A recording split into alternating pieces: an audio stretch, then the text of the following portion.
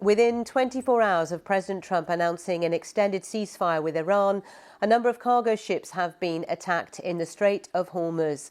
The Iranian state news agency Tasnim has released new video claiming to show the Islamic Revolutionary Guard Corps seizing 2 foreign-flagged cargo ships in the Strait of Hormuz earlier on Wednesday. Iran also attacked another cargo ship. Iranian officials accuse the vessels of trying to exit the strait without permission.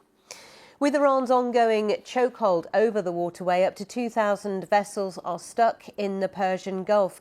It's causing economic havoc around the world, especially in energy markets. The US is also maintaining a naval blockade of Iranian ports. Iran's chief negotiator Mohammad Bagher Ghalibaf says Iran cannot reopen the vital shipping route while the US maintains its blockade, which Iran considers a ceasefire violation. Meanwhile, the White House says there's no deadline for an end to the ceasefire with Iran, which Donald Trump extended on Tuesday night. The press secretary, Caroline Leavitt, told reporters the president would decide when the war would finish. Look, again, I'm not going to set a timetable for the president.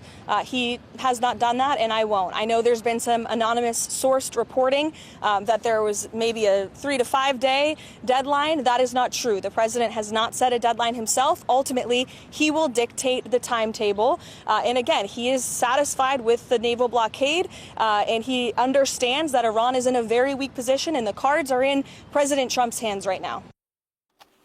Well, I talked to our correspondent in Islamabad, Azadeh Mashiri, to get the latest. It's worth remembering that J.D. Vance was meant to travel here this week and instead didn't board that plane. No one has turned up here, and yet this is the week we were expecting peace talks, if not a deal, at least another round of negotiations. And so the fact that instead we're seeing these events in the Strait of Hormuz feels like an extremely precarious moment. 2 of the ships that were attacked belong to the world's biggest shipping company.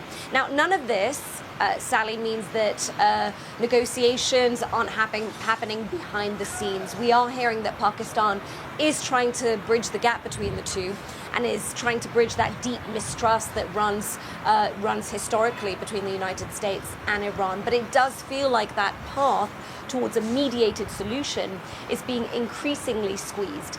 Instead, what we're seeing is the United States and Iran trying to run down the clock. The United States is hoping that its blockade of the Strait of Hormuz will create enough economic pain that Iran will come to the negotiating table, let go of some of its demands. So far, we haven't seen that happen. Iran similarly is hoping that the fact that its own blockade and these attacks is causing economic havoc, that it's affecting energy prices, that Donald Trump will want a deal quickly, let go of some of his concessions, lift that blockade. Keep in mind, there is also a visit by King Charles to the United States that is coming up. It does feel, Sally, like we're waiting to see who blinks first. Yeah, absolutely, which means it is unlikely, is it not, that talks will take place this week. Today is Thursday, and that was very much the focus, that this week we'd see a second round of in-person negotiations. I think the one thing we can say for certain is that this war has been incredibly unpredictable. And so I think it's still too early to completely rule it out. Remember when the first round of talks happened earlier this month? The night before they happened, we weren't sure whether either side would turn up. That led to the highest level face-to-face talks between the United States and Iran since 1979, since the Islamic Revolution, when the regime was founded. So I wouldn't rule it out completely, but it does feel like the chances are lower than they were last week if you're going to be placing any sorts of bets. So I think the path is still there. We have heard from Pakistan that they are still mediating. We've heard from other sources that both sides are recognizing that Pakistan has been working very hard to get these two to the negotiating table. But the fact is, we thought that would have already happened by now, and it hasn't. Azadeh Mashiri there with the latest from Islamabad. Well, there has been a major shake-up at the US Department of Defense. The Secretary of the Navy, John Thelan is leaving the Trump administration effective immediately, according to a statement from a Pentagon spokesperson. Thelan is the second high-ranking US military official to leave his role this month after Army Chief of Staff was asked to step down a few weeks ago. Benjamin Raad, who's Senior Fellow with the Berkel Center for International Relations and a lecturer in law at UCLA, gave me his assessment of what's going on within the military. Given that this is the highest ranking official in the Navy and given the prominent role the Navy has played in these operations and continues to play, it is, to say the least, disruptive and a sign of the internal dysfunction that exists and also the tension within the Defense Department between Secretary Hegseth, his number two, the deputy, and then subordinates on down the chain. So indeed, this is something that's going to cause, I think, additional headaches for the president and his team as this war goes on. Yeah, as the war goes on. And the pressure is on the US, certainly from Iran, to stop that blockade of its ports in the Strait of Hormuz, which is something that the Navy was sort of in charge of. Just give us your take on where we are, Benjamin. We haven't talked for a little while. We have had such a tumultuous week where at the beginning of the week it looked like talks would take place. We had, J.D. Vance virtually boarding a plane headed for Islamabad, but then it all was pulled off.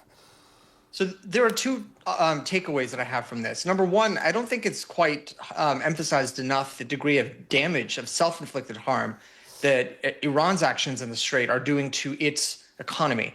Estimates are that it's losing about $435 million a day as a result of the U.S. blockade. This is in large part because Iran has oil that it's refined that it can't send anywhere. It's unable to receive goods, machine parts, supplies, foodstuffs, ordinary things it needs for its domestic use. And it's unable to replenish and restock supplies that it needs to fight the war. All of this has come to a halt while it's losing money because it cannot export its main resource. So this is something to keep in mind. As much as this is costing the global economy in the U.S., the rate at which it is impacting Iran's economy is greater. So now we're at a point where basically which side will capitulate first under these immense pressures. And that is the strategy of Trump, we assume, with the blockading of Iranian ports to actually make that economic pressure that much more acute in Iran. But what we're hearing from within Iran itself is they're willing to take the pain and then they're willing to see it through. And, whether the people of Iran are suffering, they're happy to shoulder that. Well, and here's the issue is that this will impact their ability to resupply, restock, to fund basic services, to basically buy off and pay the Basij, the other members of the lower ranking members of the IRGC, those whose loyalty to the regime is subsidized, and also the subsidies that are spent on the general population. They're going to face another wave of domestic unrest. If supplies are limited, if the strikes continue, if there are no jobs, if there's no ability to pay for anything, if the financial system is broken, and if the currency continues to be devalued, it is now fighting both a domestic threat from within and also an external enemy. So as much as the regime says it can tolerate this pain, it can until it can no longer do so. And I think that is really the race against the clock that we're seeing unfold.